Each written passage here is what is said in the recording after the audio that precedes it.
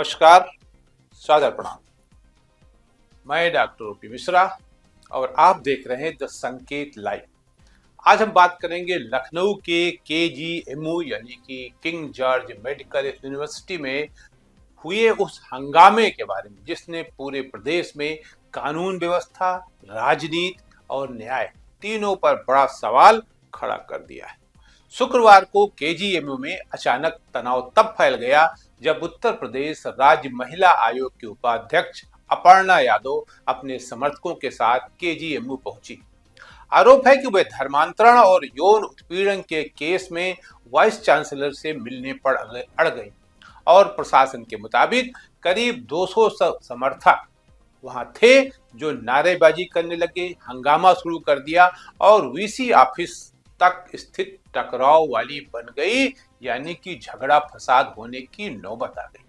अब सवाल ये नहीं है कि महिला आयोग के उपाध्यक्ष को कॉलेज यूनिवर्सिटी में जाने का अधिकार है या नहीं, सवाल ये है कि तरीका क्या था, सूचना थी या नहीं थी। अमूमन होता क्या है कि जब हम कहीं जा रहे होते हैं, किसी से हमें मिलना होता है, तो आज के दौर में हम फोन करके वहां नोट कराते हैं कि हम मिलने आ रहे हैं और जिससे मिलने आ रहे हैं वो हमारे स्वागत में तैयार बैठा होता है। ये काम अपर्णा यादव जी भी कर सकती थी, लेकिन नहीं, उनको तो अपनी भीड़ को लेकर टेम्पो हाई करना था, राजनीति में स्थान बनाना था, जो नहीं है उनके पास। जो भीड़ वीसी ऑफिस तक पहुंची, क्या उसको तोड़फोड़ की छूट थी? क्योंकि केजीएमयू प्रशासन का दावा है कि बिना सूचना के पहुंचकर वीसी से मिलने की जिद की गई और स्थिति बेकाबू हुई। अब जरा इस प्रकरण का बैकग्राउंड समझिए। मामला एक आरोपी डॉक्टर रमीजुद्दीन नायक उर्फ रमीज से जुड़ा है। मीडिया रिपोर्ट्स के मुताबिक उस पर एक महिला डॉक्टर ने आरोप लगाया कि उसने शादी का झांसा देकर शारीरिक शोषण किया, गर्भपात कराया और धर्मांतरण के लिए दबाव बनाया। पुलिस ने इसे गंभीर मानते हुए कार्रवाई की। आरोपी फरार था, उस पर 50,000 रुपए का इनाम रखा गया और बाद में आनंद फानंद में लखनऊ पुलिस ने उसे गिरफ्तार भी कर लिया। यानी एक तरफ गिरफ्तारी हो चुकी, एफआईआर और कानूनी कार्रवाई चल रही है, दूसरी तरफ केजीएमयू के अंदर जांच के लिए बनी विशाखा कमेटी की रिपोर्ट भी चर्चा में है। रिपोर्ट को लेकर खबरें आई कि विशाखा कमेटी ने यौन उत्पीड़न यानी हैरेसमेंट के आरोपों को सही माना, पर लव जिहाद वाले आरोपों से इनकार किया। पुष्टि नहीं होने की बात कही गई, यानी नॉट श्योर। कहने का मतलब यह है कि संस्थान की अंदरूनी जांच और पुलिस की जांच दोनों अपने दायरे में चल रही हैं। अब इसी केस को लेकर अपर्णा यादव, हम समझ नहीं पाते हैं वो आईओ थी क्या उस केस की, केजीएमयू पहुंची और उन्होंने केजीएमयू पर बेहद गंभीर आरोप लगाते हुए इसे धर्मांतरण का अड्डा तक कह दिया। धर्मांतरण का अड्डा कह देना भारतीय जनता पार्टी के नेताओं के लिए एक तकिया कलाम, जब चाहे जहां लगा दो, लव जिहाद और धर्मांतरण। ऐसे भी हमारे यहाँ शिक्षा का नामो निशान मिटता जा रहा है आहिस्ता आहिस्ता। जिस देश के सो कॉल्ड धर्माचार्य ये कहते घूम रहे हैं कि आग जलाओगे, घी जलाओगे तो ऑक्सीजन निकलेगी। कोई भी केमिस्ट्री का स्टूडेंट या कोई भी केमिकल ये नहीं बता सकता है कि जब हम कोई चीज जलाते हैं, चाहे कागज ही क्यों न हो, तो कार्बन डाइऑक्साइड निकलता है, ऑक्सीजन नहीं। लेकिन वो हंस रहे लोग, ताली बजा रहे हैं कि देसी घी जलाने से ऑक्सीजन बढ़ा। आज एक डॉक्टर साहब ने अपनी पोस्ट में लिखा है कि चलो अच्छा हुआ कि ऑक्सीजन सिलेंडर खत्म होने पर हम घी जलाकर ऑक्सीजन तैयार कर लिया करेंगे। अब आगे क्या होगा?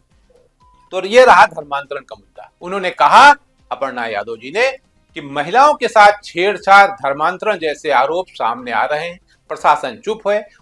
मैं आप सबको ये बताना चाहती हूँ कि आज ये प्रकरण क्या था।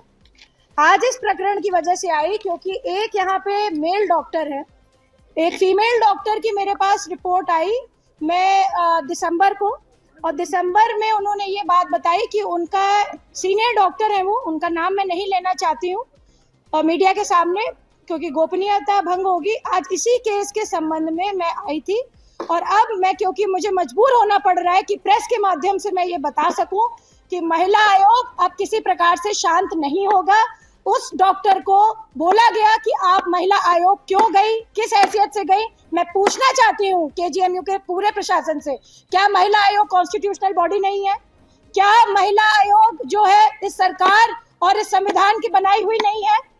क्या महिला आयोग के पास आने के लिए केजीएमयू की वाइस चांसलर या अन्य किसी प्रशासनिक व्यक्ति का एक महिला को सपोर्ट लेना पड़ेगा? दूसरा विषय, जिस बारे में उस लेडी डॉक्टर ने हमारे पास कंप्लेन करी, वो सेक्सुअल असॉल्ट था, अभद्रता थी। जब उन्होंने लगातार कंप्लेन करी, और ये प्रकरण पिछले 6 माह से चल रहा है, जब लगातार उन्होंने ये कंप्लेन करी, उसके बाद जब वो मेरे पास दिसंबर में आई है, तो उनसे बोला गया कि आप महिला आयोग मत जाइए। उन्होंने ये भी आरोप लगाया कि पिछले 2 साल से बिना लाइसेंस के ब्लड बैंक चल रहा। यह आरोप बहुत बड़ा है, लेकिन सवाल यह है कि आरोप लगाने का मंच क्या वीसी ऑफिस क्यों बना?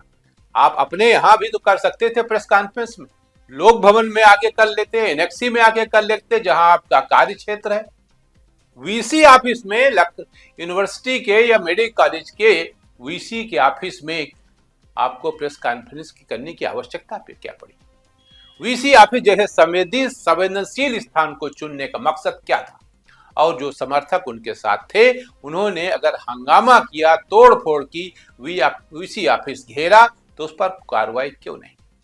दोस्तों, यही वो जगह है जहां कानून व्यवस्था का दोहरा चरित्र दिखाई देता है। सोचिए, अगर यही काम विपक्ष की किसी पार्टी के छात्र विंग या युवा विंग ने किया होता, तो केजीयू में जैसी एशिया की बड़ी मेडिकल यूनिवर्सिटी में वीसी ऑफिस का घेराव, नारेबाजी, तोड़फोड़, तो क्या पुलिस उस शाम लाठीचार्ज नहीं करती? अरे लाठीचार्ज नहीं करती, दर्जनों अब तक जेल पहुंच चुके होते, बुलडोजर चल गए होते।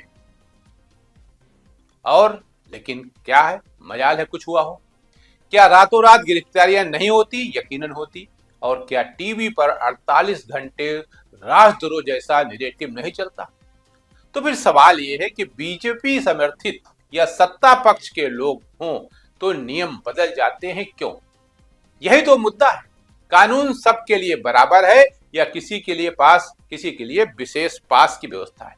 अब सुनिए, घटना के बाद केजीयू में डॉक्टरों की बड़ी बैठक हुई। जाहिर है डॉक्टर भयभीत होंगे कि संस्थान के अंदर इस तरह की भीड़ घुसकर दबाव बनाएगी तो मेडिकल पढ़ाई, इलाज, प्रशासन कैसे चलेगा? ऐसे पूरे उत्तर प्रदेश में जो हाल है स्वास्थ्य व्यवस्था का, तो उसकी अच्छी जानकारी तो हमारे स्वास्थ्य मंत्री जी ही दे सकते हैं। लेकिन फिर भी मोटे मोटे अनुमान से जो देखा जा रहा है, जो हालत है, कहीं बिल्डिंग है तो डॉक्टर नहीं, कहीं डॉक्टर है तो इंफ्रास्ट्रक्चर नहीं, कहीं इंफ्रास्ट्रक्चर है तो बिल्डिंग नहीं, ये हालत है। कहने को मेडिकल कॉलेज बन गए हैं यार, और बड़ी बड़ी यूनिवर्सिटी बन गई। तो केजीएमयू केवल यूनिवर्सिटी नहीं, लाखों मरीजों की आखिरी उम्मीद है। वीसी ऑफिस कोई राजनीतिक अखाड़ा नहीं। अब खबर है कि मुख्यमंत्री योगी आदित्यनाथ ने अपर्णा यादव को तलब किया है। माना जा रहा है कि उनसे केजीएमयू में हुए हंगामे और आरोपों पर स्पष्टीकरण मांगा जा सकता है। यह महत्वपूर्ण है क्योंकि अगर सीएम खुद गंभीरता से इसे ले रहे हैं तो कार्रवाई भी दिखनी चाहिए। केवल बुलाकर डांट देना काफी नहीं। अगर तोड़फोड़ हुई है तो सार्वजनिक संस्थान की गरिमा और सुरक्षा भंग हुई है तो कानून के तहत एफआईआर होनी चाहिए, दोषियों की पहचान करके गिरफ्तारी होनी चाहिए। और अगर केजीएमयू के खिलाफ लगाए गए आरोप सही हैं तो स्वतंत्र निष्पक्ष जांच कराई जानी चाहिए। ये बात बिल्कुल साफ है। न तो किसी आरोपी डॉक्टर को बचाया जाना चाहिए, न किसी संस्थान को राजनीतिक दबाव में घुटने टेकने चाहिए। इंसाफ का रास्ता दबाव नहीं, जांच है। और यही बात विशाखा कमेटी की रिपोर्ट भी बताती है कि संस्थागत जांच चल रही है। अब आप देखिए, समाज में एक नया ट्रेंड बन गया है। हर जैसा कि हमने बताया, हर जगह जिहाद जिहाद जिहाद, लव जिहाद का नारा। ये शब्द अब न्याय का नहीं, राजनीति का हथियार बनता जा रहा है। गंभीर अपराध हो तो आरोपी को सजा मिले, कानून चले, लेकिन पूरा संस्थान धर्मांतरण अड्डा घोषित कर देना क्या जांच है? तो फिर बंद कर दीजिए मेडिकल कॉलेज, लगा दीजिए ताला, रुकवा दीजिए सब मरीजों को, वहां बाहर कर दीजिए और सिर्फ जांच करिए कि ये धर्मांतरण का अड्डा है कि नहीं। भागने दीजिए, मरने दीजिए मरीजों को, क्या फर्क पड़ता उससे? आपकी राजनीति की रोटी तो सिक जाए। लेकिन राम भरोसे चल रहा है देश। ये भीड़ आधारित राजनीति और इसके खतरनाक नतीजे क्या होते हैं, ये हम जम्मू कश्मीर के वैष्णो देवी मेडिकल कॉलेज वाले मामले में देख चुके हैं। Shri Mata Vaishno Devi institute of medical excellence को एनएमसी ने एमबीबीएस पढ़ाने की इजाजत यानी लेटर ऑफ परमिशन वापस ले ली। रिपोर्ट्स के मुताबिक 2 जनवरी को अचानक निरीक्षण हुआ, कमियां गिनाई गईं और एलओपी रद्द कर दिया गया, यानी जो आदेश दिया गया था परमिशन का वो रद्द कर दिया गया। अब विवाद ये भी उठा, कुछ संगठन वहां 50 में से बड़ी संख्या में मुस्लिम छात्रों के एडमिशन का विरोध कर रहे थे और उसके बाद ये फैसला आया। एनएमसी ने अपने आदेश में मुख्य कारण न्यूनतम मानकों के उल्लंघन बताए। अरे मेरे भाई, तो सवाल ये उठता है, जब आपने परमिशन दी गई थी तो सोच रहे थे क्या कि भांग की गोली खाए हुए थे? किस आधार पर आपने परमिशन दे दी थी?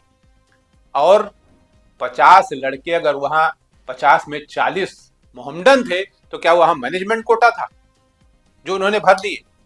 नीट क्वालिफाई किया होगा ना, तो नीट क्वालिफाई सिर्फ हिंदू करे उसी का एडमिशन होगा, मुस्लिम करेगा उसका नहीं होगा क्या?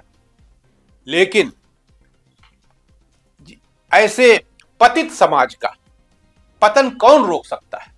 ये मेरा मानना है कि ऐसे पतित समाज का पतन कौन रोक सकता है जो अपने पतन की खुशी मना रहे हैं, जो अपने पतन की खुशी मनाते घूम रहे हैं। यही तो हुआ ना वहां, आपने मेडिकल कॉलेज बंद करा दिया। लेकिन सवाल उठे कि क्या यह फैसला समय और माहौल से प्रभावित था, क्योंकि 4 महीने पहले ही अनुमति दी गई थी। अब सोचिए इसका असर किस पर पड़ता है? बच्चों के भविष्य पर। मेडिकल कॉलेज बंद होने का मतलब देश में डॉक्टरों की कमी। अरे डॉक्टरों तो ऐसे अफराद है, यहाँ क्या जरूरत है पढ़ाने की, क्या जरूरत है एमबीबीएस कराने की? और वही देश जहां एम्स के बाहर लोग ठंड में लाइन लगाए रहते हैं। अगर यहां हम उत्तर प्रदेश की राजधानी लखनऊ में बैठते हैं, अगर ये यहाँ व्यवस्था होती तो एम्स रायबरेली में भी तो है, गोरखपुर में भी है, तो लोग दिल्ली में इस ठंड में कपकपाते हुए लाइन न लगाते। लेकिन बातें बड़ी बड़ी हैं, बस फुटपाथ पर मरीजों के साथ रातों काट रहे हैं और एक मासूम बच्चा कैमरे पर रोते हुए पूछता है, सुन लीजिए, जब मर जाएंगे तब इलाज होगा क्या? ये सवाल केवल भावुक नहीं है, ये सिस्टम के मुंह पर एक जन्नाटेदार तमाचा है। करोड़ों के विज्ञापन एक बच्चे की आह नहीं छुपा सकते। विकसित भारत के होर्डिंग चमक सकते हैं, लेकिन इलाज के लिए तड़पता गरीब नहीं चमकता। और सच्चाई यह है कि सरकारें बदलती हैं, सिस्टम नहीं बदलता। जनता को जाति धर्म मुफ्त योजनाओं के छोटे छोटे लाभ में फंसाकर लंबी सोच से काट दिया जाता है। शिक्षा और स्वास्थ्य जो असली आधार है वो जस के तस पड़े हैं। इसलिए दोस्तों, मेरा सवाल सीधा है, केजीएमयू में जो हुआ, क्या वो कानून को खुली चुनौती नहीं है?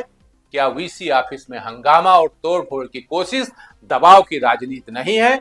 और क्या ये वही राजनीति नहीं जो हर जगह धर्मांतरण का शोर मचाकर असली मुद्दों स्वास्थ्य, शिक्षा, रोजगार से ध्यान भटकाती? अगर केजीएमयू में आरोप हैं तो निष्पक्ष जांच कराइए, दोषी को सजा दिलाइए, लेकिन विश्वविद्यालय को राजनीति का अखाड़ा मत बनाइए। और सबसे जरूरी, जो भी भीड़ के साथ जाकर संस्थान में तोड़फोड़, घेराव, भय का वातावरण बनाता है, उस पर तुरंत एफआईआर हो और गिरफ्तारी हो। कानून का राज सिर्फ भाषण से नहीं, जीरो टॉलरेंस सिर्फ प्रेस कॉन्फ्रेंस में नहीं, भाषण में नहीं, ये कार्रवाई से चलता है। अब मैं आपसे पूछता हूं कि अपर्णा यादव के समर्थकों पर वही कानून लागू होगा जो आम छात्र, आम कार्यकर्ता, आम नागरिक पर होता है, या फिर सत्ता के करीब होने से इम्यूनिटी मिल जाती है? आज के लिए इतना ही। नमस्कार।